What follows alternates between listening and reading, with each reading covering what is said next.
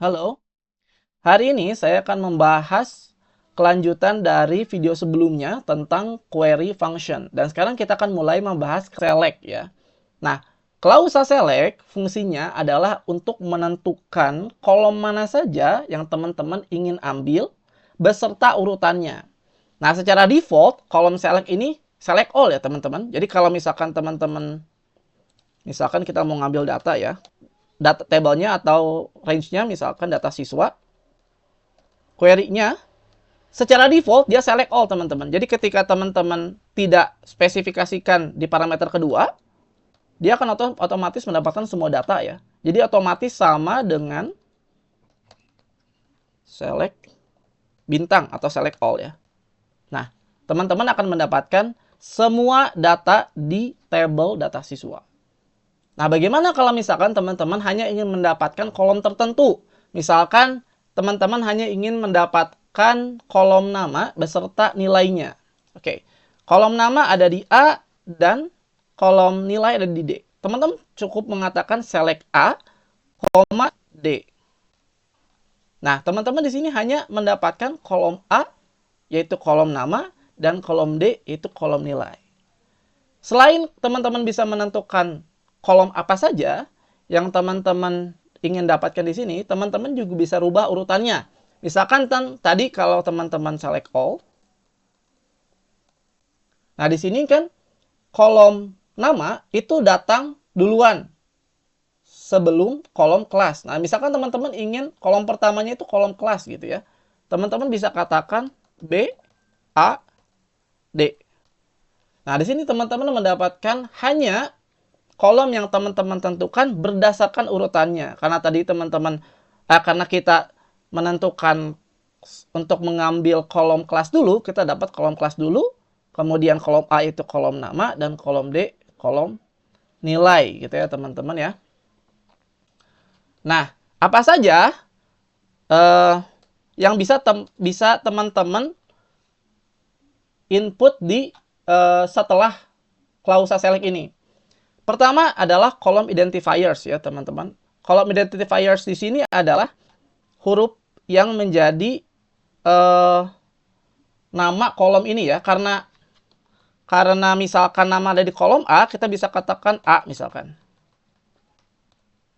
Nah, gini teman-teman. Tapi teman-teman bisa katakan mengganti dengan kolom 1. Kolom 1 gitu ya. Atau teman-teman ingin mendapatkan kolom 2 dan 3 misalkan. Nah, gitu ya teman-teman. Pertama, teman-teman bisa menentukan kolom mana saja yang teman-teman ingin dapatkan ya. Nah, selain kolom identifiers, teman-teman juga bisa select aggregate function, output dari aggregate function, output dari scalar function, atau output dari calculated field. Misalkan, kita ingin mendapatkan rata-rata nilai ya. Nah, teman-teman bisa menggunakan aggregate function, yaitu average misalkan. Average dari D. Rata-rata nilai yang ada di tabel itu ya, karena kita tidak menspesifikasikan untuk dapat dari kategori tertentu, gitu misalkan ya. Teman-teman juga bisa menggunakan scalar function setelah klausa select. Scalar function itu apa? Scalar function itu adalah fungsi yang akan memproses setiap baris, kemudian dia akan return atau mengembalikan nilai per baris ya. Nah, misalkan saya punya data lain di sini. Data toko alat tulis ya. Query data alat tulis ya. Misalkan kita ingin menggunakan fungsi scalar di sini. Misalkan scalar yang support di sini adalah year atau month misalkan. Kita bisa katakan select year A, kemudian A gitu ya. 1. Nah, di sini kita akan mendapatkan tahun dan kolom A, yaitu kolom tanggal ya teman-teman. Scalar function itu dia akan memproses per baris tadi, kemudian dia akan mengembalikan nilai dari setiap barisnya. Jadi setiap baris ini, misalkan karena tahun di kolom A ini adalah 2026, dia akan mengembalikan 2026 di sini ya. Selain itu, masih banyak lagi sebenarnya teman-teman. Teman-teman bisa katakan months di sini. Nah, kenapa ini mengembalikan 0? Karena scalar function month dalam query language ini itu zero base ya teman-teman. Jadi Januari itu 0, Desember itu 11. Untuk teman-teman sesuaikan, teman-teman bisa katakan month A ditambah 1. Nah, hasilnya akan seperti ini ya teman-teman. Atau misalkan scalar function lain yang bisa teman-teman gunakan adalah misalkan ya upper. Kita katakan upper B. Nah, atau kita tambahkan ya supaya teman-teman bisa lihat perbedaannya.